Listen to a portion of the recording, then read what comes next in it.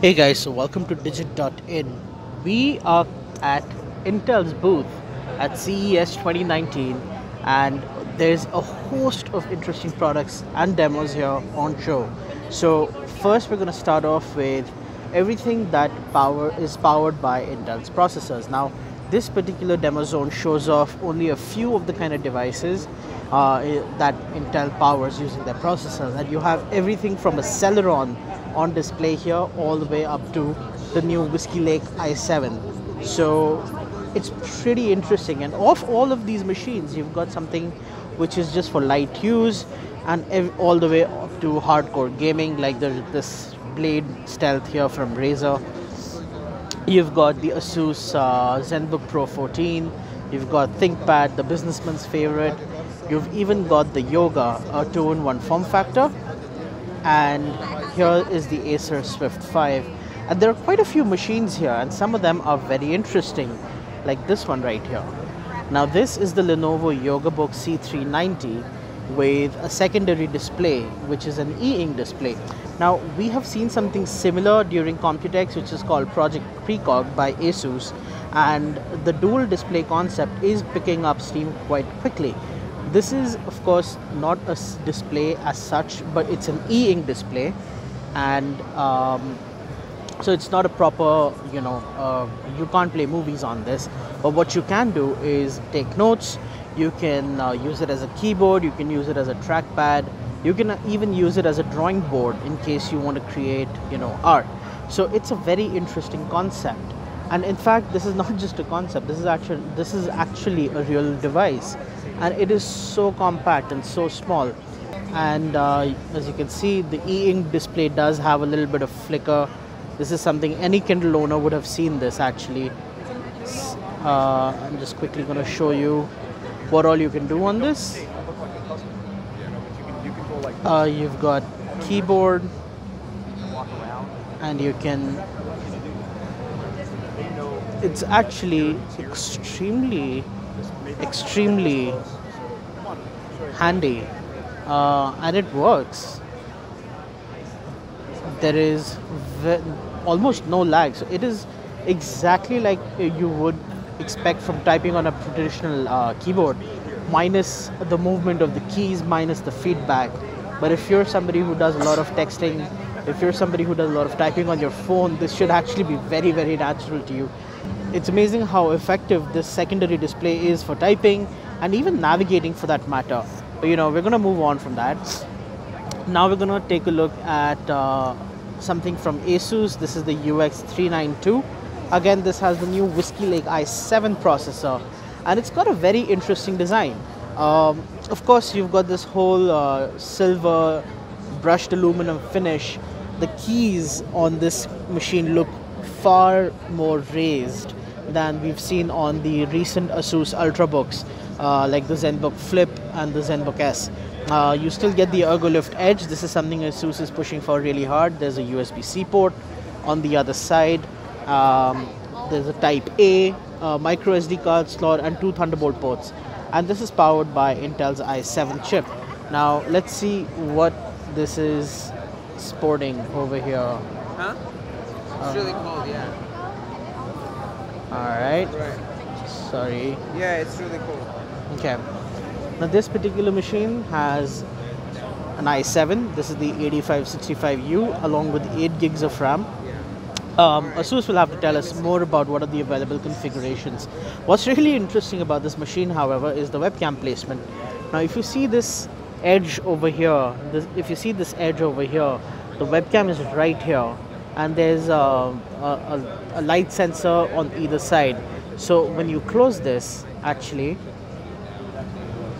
there, it's closed, and you can hardly tell that there's something here. And opening up the machine as well is super easy because you've got this little nub on top, and what that does is it makes sure that you get a bezel or nearly bezel-less form factor without moving the webcam to the bottom, which of course nobody likes. And then you have the Dell XPS 13 over here. Something different about that, but we'll talk about that later. The Yoga S940, which again is powered by Intel's Core i7 processor. and beautiful looking device. Now these are of course all the powerful machines that Intel's chips are powering, right?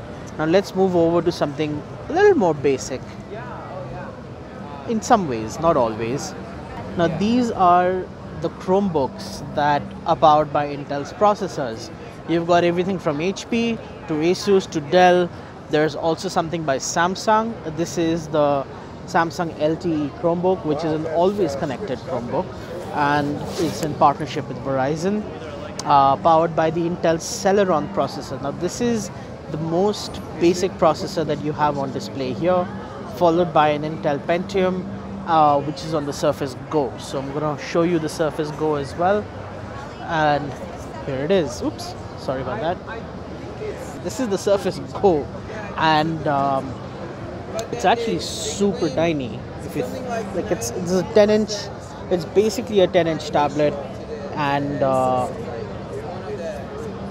powered by an Intel Pentium Gold processor.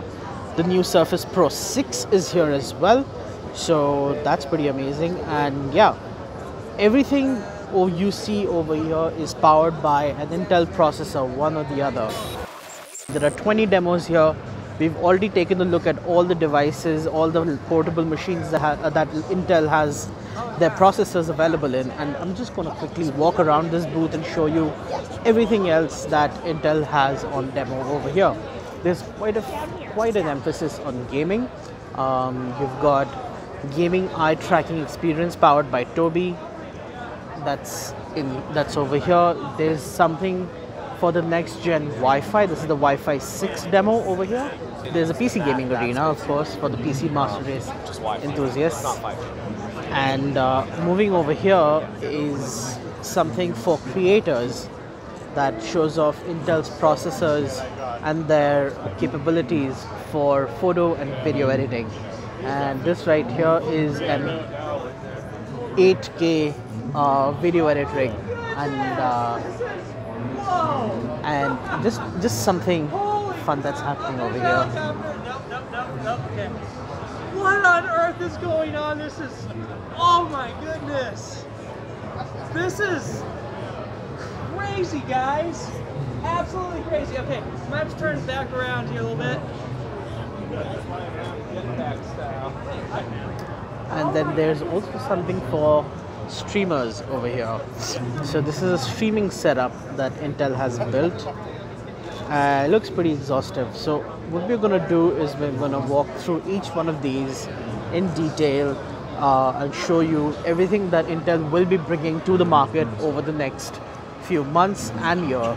There's also a lot of 5G stuff happening on the other side. And at the Intel booth, we've got a demo of the mixed reality, augmented reality, whatever they want to call it, or concept of Magic Leap's goggles. So let's see what this is all about.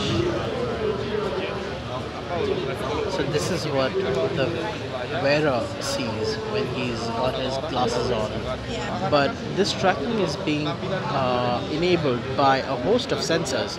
So the headset is actually not wireless. It's got a cable running all the way into that junction box there, and then there's lights to illuminate the wearer, and of course these 4 sensors for tracking, and all of it is being fed into this beastly laptop.